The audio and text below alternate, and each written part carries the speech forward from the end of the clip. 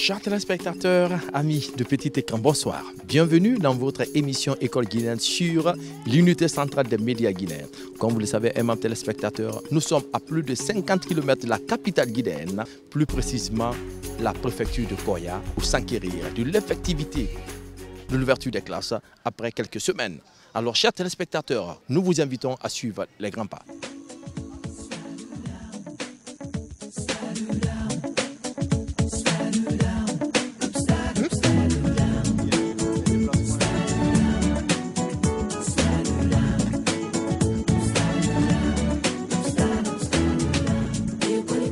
À présent, nous sommes avec le deuxième responsable après Madame la DPE.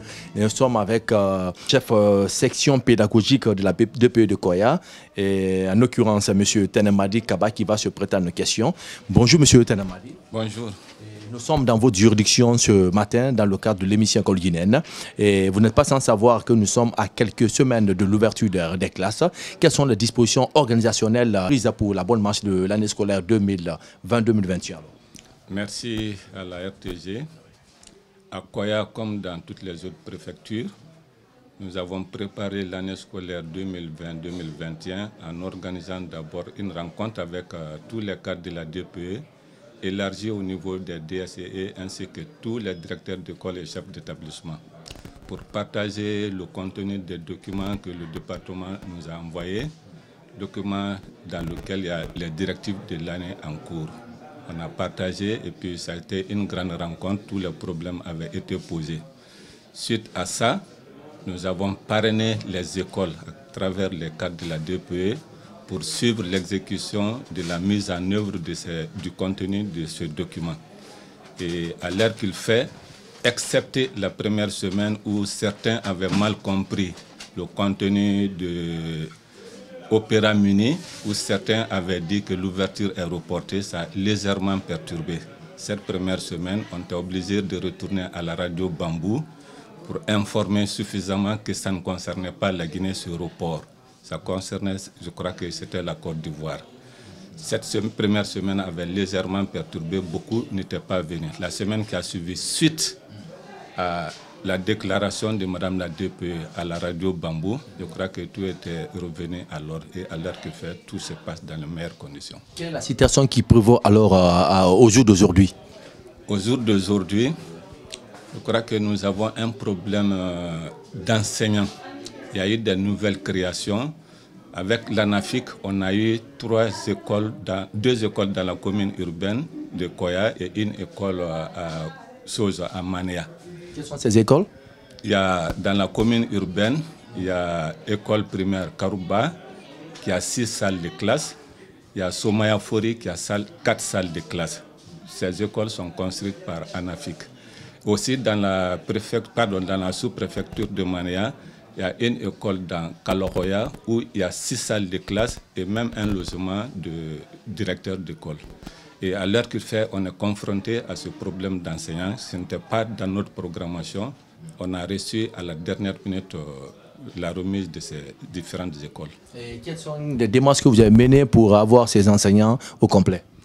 On a écrit à partir de l'IRE d'abord, via le ministère.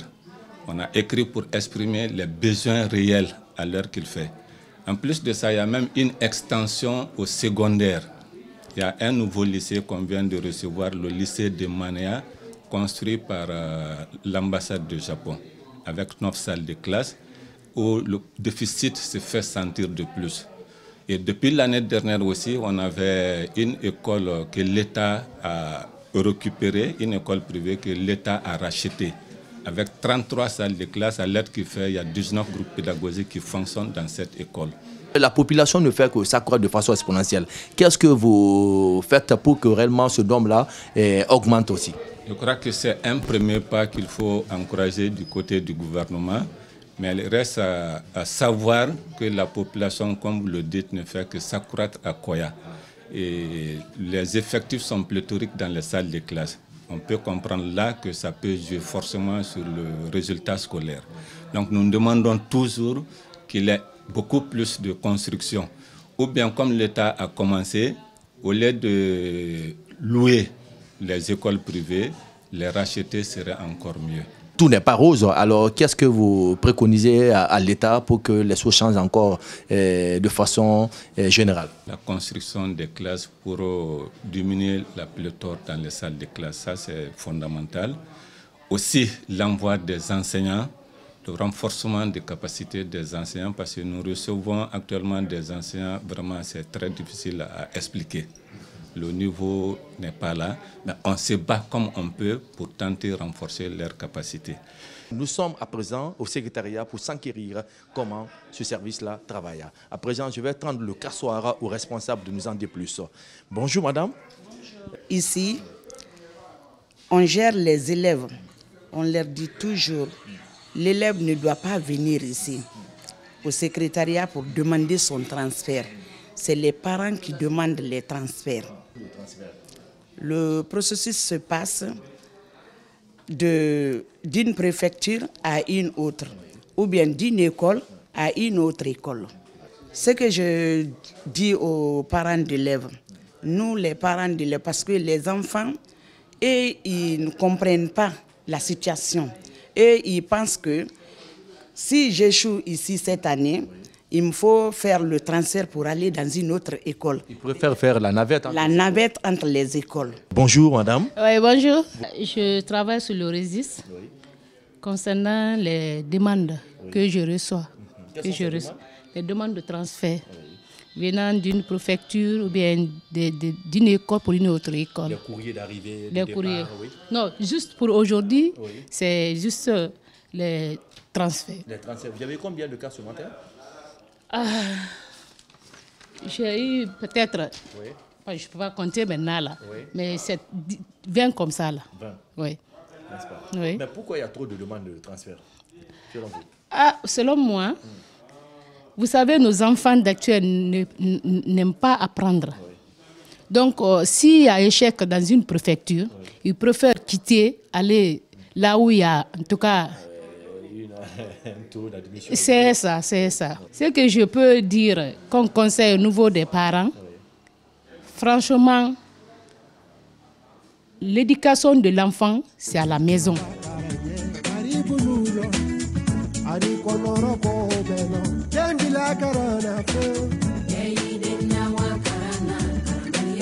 Alors, chers téléspectateurs, comme vous voyez sur ce petit écran, après le secrétariat, nous sommes maintenant au niveau de la cellule d'examen et transfert. Et nous allons savoir tout à l'heure comment l'équipe là travaille ici. La cellule d'examen de Koya compte 8 personnes. Et le travail est très bien planifié entre nous. Nous avons des périodiques. La périodique que nous sommes en train d'exécuter présentement, nous sommes sur les mouvements d'élèves, qu'on appelle communément le transfert. Et vous voyez, tel que vous observez... Il y a une affluence, il y a une affluence d'élèves. Il y a une affluence, mais si le travail... Non, c'est le moment. Dans les périodiques, à la rentrée, nous constatons le mouvement d'élèves. Il y a certains élèves qui changent d'école. Et il y a des admis dans les différents examens.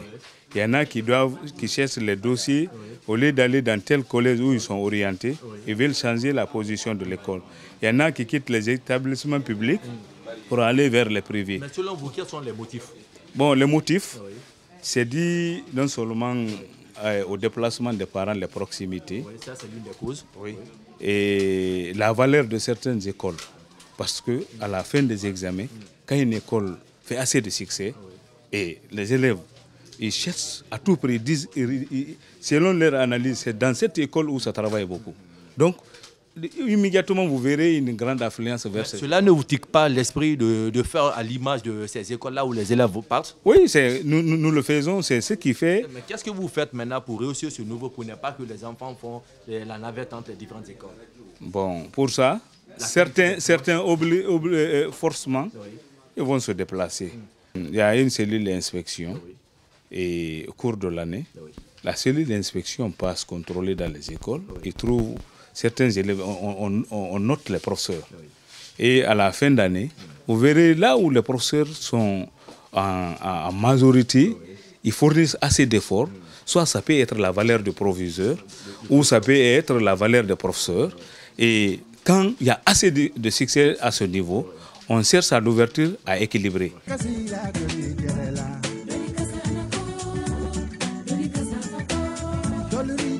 Bonjour madame. Ce sont les demandes de dossiers. Des demandes de quoi? Demandes. De dossier. Quel type de demande de transfert? Demande de transfert. Quand les élèves viennent du secrétariat avec leur coupon, c'est ça que je cherche. Je cherche leur numéro pour mettre ça dans leur livret. Je vais passer par... J'envoie ça sur le chef. Lui aussi met les papiers de transfert là-dedans pour donner aux collègues pour traiter. C'est toute une chaîne alors.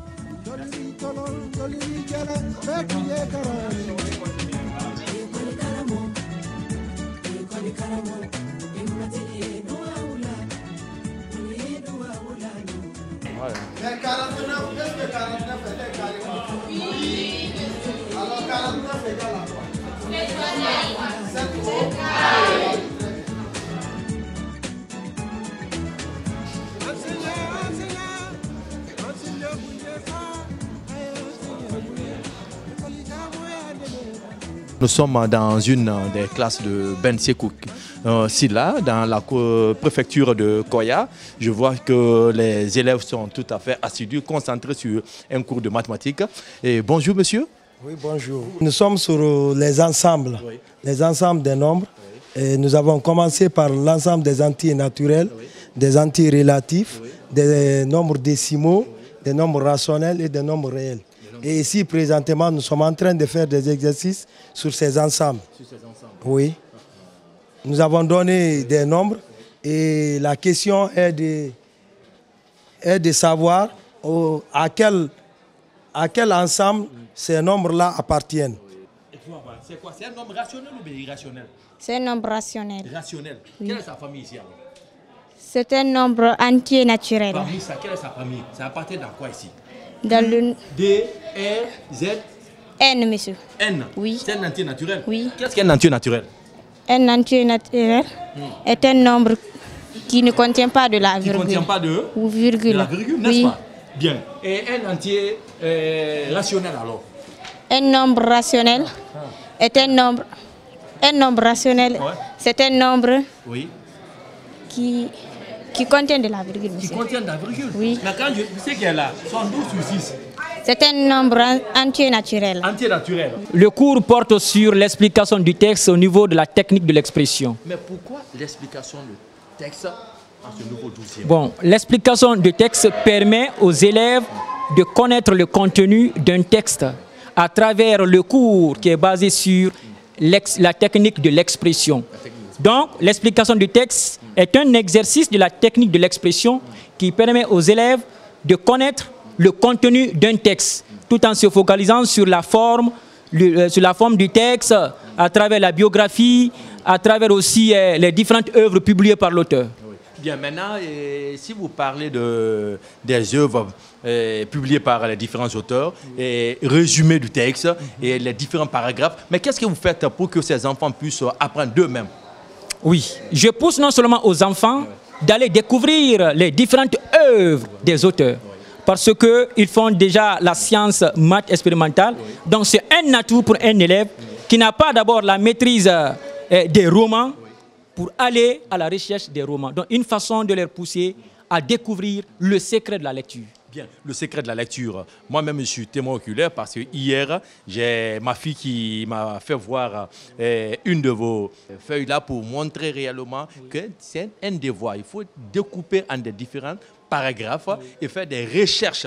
Ou bien, mais tout ça, ça conduit l'élève à faire quoi? Ça conduit l'élève à décortiquer les mots et expressions difficiles dans un texte et qui permet à l'élève d'avoir une idée générale contenue dans le texte. Et la recherche sur quoi? Dans les dictionnaires, par exemple, et au niveau des documents, il y a plusieurs endroits pour mener les recherches. Consulter d'autres professeurs qui sont spécialistes en la matière. Si je fais porter mes efforts sur la sauvegarde de la langue, Peul en particulier, et des langues africaines en général, c'est précisément pour éviter cette dépersonnalisation, non par chauvinisme, mais parce que la beauté d'un tapis vient de la variété de ses couleurs. Ici, j'ai compris que l'auteur veut nous faire allusion à cette dernière partie de la dépersonnalisation des chauvinismes. C'est-à-dire, nous devons prendre nos coutumes. Nous devons respecter les coutumes de nos ancêtres, de suivre leurs traces. Monsieur, pour ma bonne compréhension de cette partie, cette partie-là veut nous faire savoir à ne jamais étudier la langue des autres, mais se baser seulement de notre culture, sur notre racine. Ça, c'est ma parfaite compréhension. Hier, notre dernière leçon, c'était le texte d'application. Pourquoi l'écrit des langues africaines? Dira-t-on parce que les seuls peuvent permettre en temps d'instruments de méditation de pénétrer des larmes réelles en Afrique. Et je suis avec le directeur général qui va se prêter à nos questions, une façon de lier la théorie à la pratique. Après, les responsables, c'est les directeurs d'école qui vont se prêter à nos questions pour savoir ce qui se passe au sein de cette grande école. C'est une grande première. Depuis plusieurs années, on a toujours ouvert avec les circonstances tantôt politiques défavorables, tantôt syndicales. Mais cette année, dès le premier jour, il y avait tellement d'engouement que nous-mêmes, on était agréablement surpris. Nous avions vu les enfants reprendre les classes dans les meilleures conditions et dans une certaine ferveur. Ça fait longtemps que nous ne l'avons pas constaté. Dès que l'école ouvre ses portes, il faut attendre une semaine, 2 semaines pour voir l'affluence et l'engouement et tout. Mais cette fois-ci, c'est le contraire.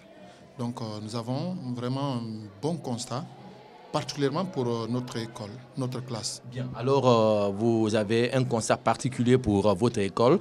Et bien, l'année dernière, on a soldé difficilement les programmes. Et cette année, l'école a ouvert ses portes sans problème. Et quelles sont les dispositions organisationnelles prises pour la bonne marche de l'année scolaire?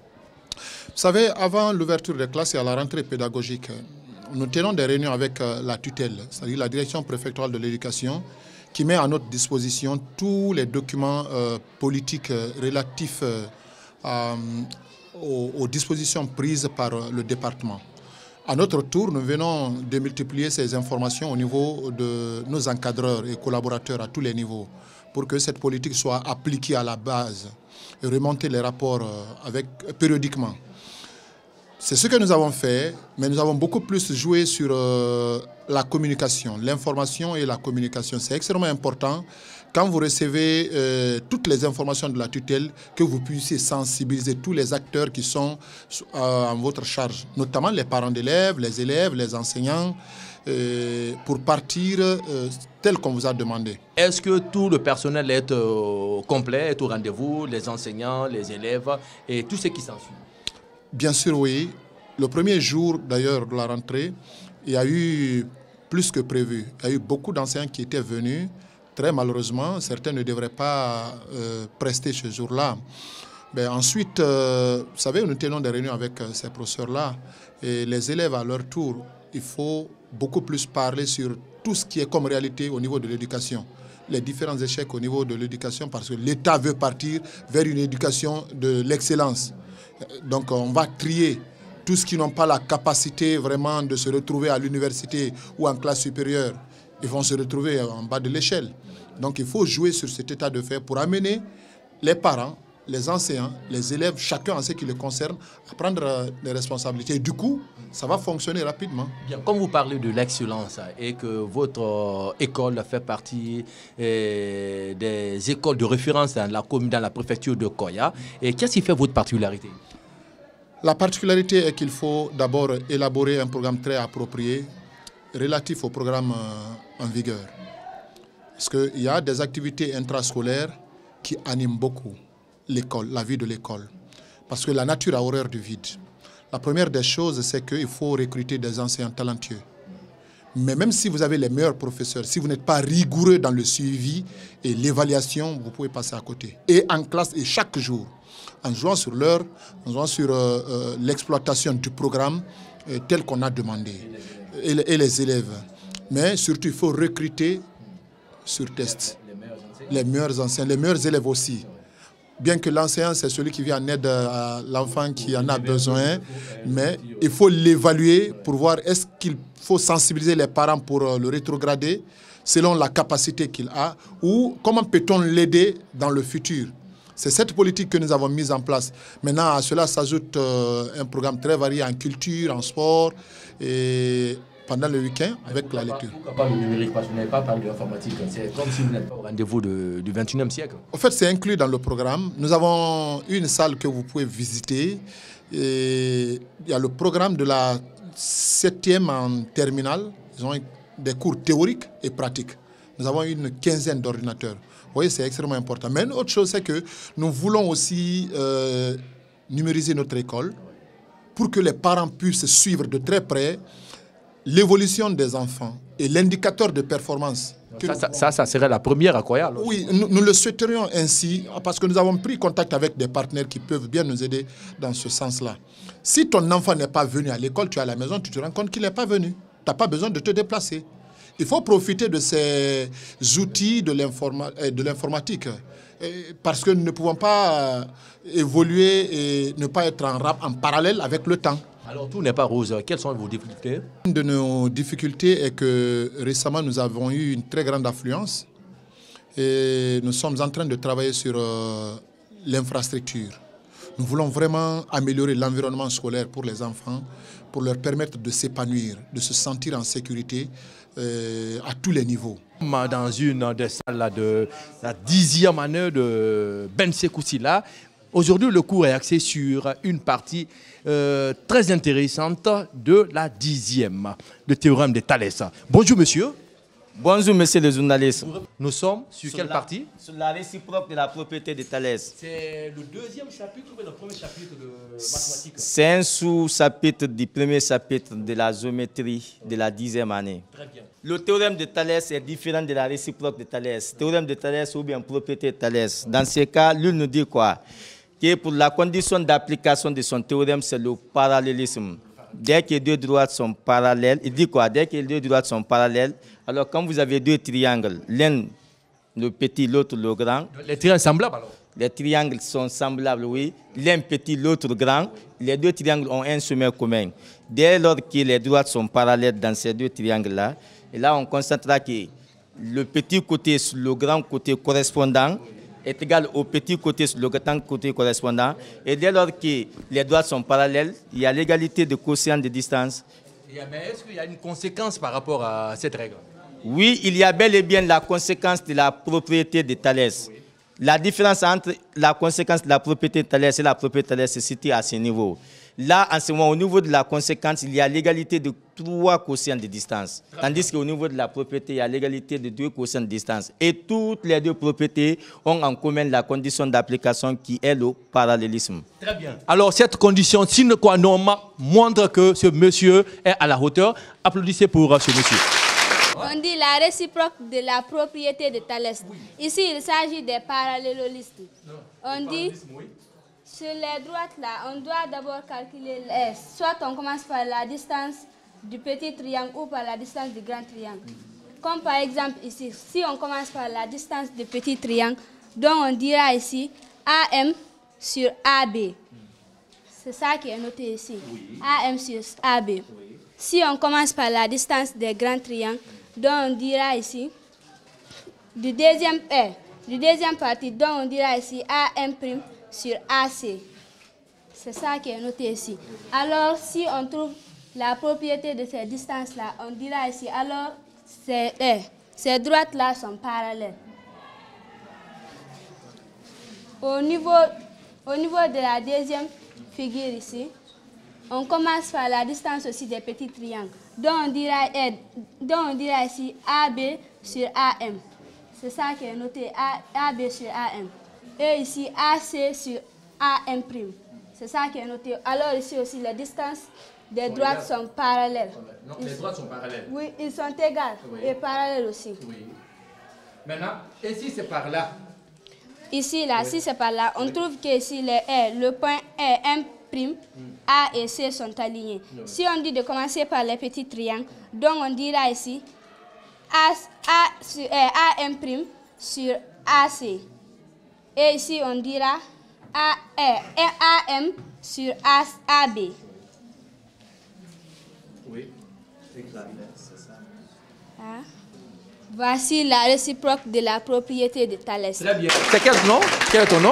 Oumouhawa Diallo. Oumouhawa Diallo. La 10e année. Donc, oui. j'espère que toi, tu vas décrocher le BPC. Inch'Allah. C'est vrai? Oui. Très bien, félicitations. Mais tu n'as une minute, viens par là. Tu as dit la petite, on peut dire la petite distance sur la grande distance. Ou on pourrait dire encore, est-ce qu'on ne pourrait pas changer encore? Oui, on pouvait changer. On pourrait dire quoi? La grande distance sur la petite distance. Et par là aussi, on peut faire la même chose ou bien quoi? On a dit quoi? On allait dire ici AM. Non, si tu commences par la grande distance, on dit AB sur AM, par là aussi, on doit faire la même chose. AC sur AM. M'. C'est bien? Et c'est pas fini. Mais pour qu'il y ait l'égalité, tu dis par exemple A quoi? AM sur AB doit être égal à quoi? AM prime sur AC. Cela est égal à quoi encore? C'est pas fini. Cela est égal à M prime sur BC. Donc on a une proportionnalité ici. Ou bien, on pourrait prendre 2 à 2. Si dans un triangle, c'est l'inconnu là. Quand on allait calculer, si c'est AM prime qu'on ne connaissait pas, comment calculer les autres? On allait déterminer AM prime en calculant la distance, en faisant la règle de 3. Oui, en calculant la distance des grands triangles. C'est simple, tout utile. Tu fais comme ça, la règle de quoi? Regardez ma main. Où se trouve le micro? Supposons que je ne connais pas, celle-ci elle est inconnue. Pour déterminer ça, qu'est-ce qu'on fait? La distance là, fois ça, divisé par l'autre. On n'avait pas fait ça en 6e année. C'est bien. Je pense bien que nous sommes dans une classe de 10e. Et l'euphorie est là. Le professeur aussi est de taille. Parce que si on ne connaît pas bien sa matière, on ne peut pas enseigner cette tactique pléthorique. Bien, avec tout ça, il se démerde pour satisfaire les élèves. Alors, sans plus tarder, chers téléspectateurs, nous étions dans la préfecture de Koya, plus précisément à Bensekou. C'est là pour savoir et s'enquérir de l'effectivité des cours. On voit que dans cette commune, ça étudie bien. Chers téléspectateurs, sans plus tarder, merci d'avoir été les nôtres dans cette émission. À la prochaine. Applaudissez pour vous-même. Ensemble, clap tout, triplé. Atama, Lamako,